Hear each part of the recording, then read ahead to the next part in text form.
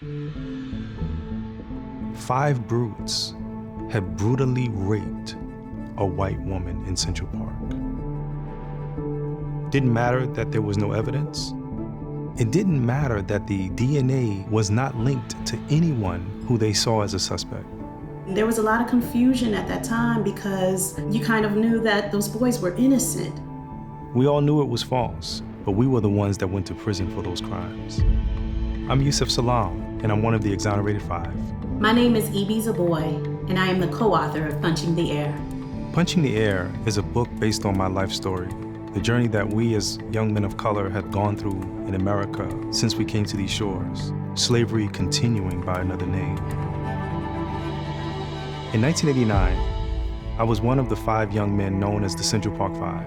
We were railroaded by a system that saw the color of our skin as opposed to the facts of the case. And oftentimes that's what these stories are about. That case left an indelible mark on me because it framed how I viewed other Black boys in my neighborhood, in my community, and in my classroom. And it took a long time for me to understand what the criminal justice system is and the historical relevance of injustice and seeing Black children as criminal. It wasn't until 13 years later that the truth actually came out because the system got it wrong. And it continues oftentimes to stand on the side of wrong. Evie and I reconnected with each other years after we were in Hunter College together. When he told me that he wanted to work more closely with young people, we decided that we should tell his story. Punching the Air is the story of 16-year-old Amal, who is an artist and poet. After one heated moment, one fateful night, he is accused of a violent crime and sent to prison. From there, we learn how he ends up coping, how he uses his art to find his voice and to just deal with what's happening on the inside. You know, it's the exploration of the 2 Americas, separate and unequal. We wanted to explore that a bit in Amal's character because, like me, he now is a young man fighting the system, becoming, unfortunately, awakened to what I call the American nightmare. I am ink, he is paper. I am pencil, he is notebook. I am text, he is screen. I am paint, he is canvas. I am man, he is boy. I am criminal, he is victim. I am alive, he is almost dead. I am Black, he is white. One of the things that I wanted to bring into this story in a very real way was the connection that family has to these individuals. Oftentimes you may see a person going through a trial and don't realize that they are a part of community, they're a part of family. I didn't go through prison myself. My family was there, my brother, my sister, my aunts and uncles. My mother was there all the time. And oftentimes she went through a worse prison than I went through.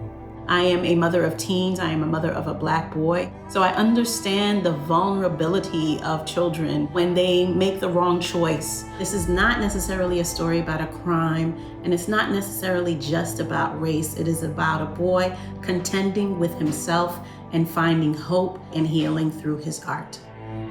You know, when I was in prison, one of the things that really helped me was art. It was that medium that I had always loved that allowed me to really become a master of art and get lost in the page. You know, with Amal, I wanted him to also speak to what we're experiencing in this country, that the arts have been taken out of schools. His artistic expression is not given the value that is needed. When children are told that they're worthless, they begin to think that they were born a mistake. While Black people are only about 13% of the US population, Black men are 34% of incarcerated individuals in the United States, and that's a huge disparity. We explore the school to prison pipeline in the book, and it's one of those things where you start saying to yourself, how is that possible? But then you realize through the data that they actually plan how many prisons to build based on the 4th grade. And so if the test scores in the 4th grade is a precursor as to how many prisons need to be built, that's a scary space to be in, but that is an actual fact. There was no in-between time to say goodbye. I went from kid to criminal to felon to prisoner to inmate. We're moved from the county jail and onto a bus. And from the bus, we're going to the juvenile detention facility. There are 2 guards on the bus, one in front, one in the back. And this almost feels like a field trip. Almost. Except the quiet is choking my ears. The absence of voices is like cold hands wrapping their icy fingers around sound. And maybe there was never this much room on slave ships. The thing about Amal that we wanted to bring out and expose is how he is aware. He's able to give speech, an idea and thought to these things that are showing up in the world today. That black is seen as ugly, whereas white is seen as good. He had this awful experience, but he had been having awful experiences, one on top of the other, that were constantly trying to tell him to keep in a box. But one of the biggest things that I want young readers to know beyond a shadow of a doubt is that they matter, is that we need you. We need you to step up to the plate. We need you to participate. We need you to realize your greatness. You are the hope of the future. And once you realize that the future is brighter, the future becomes alive and well.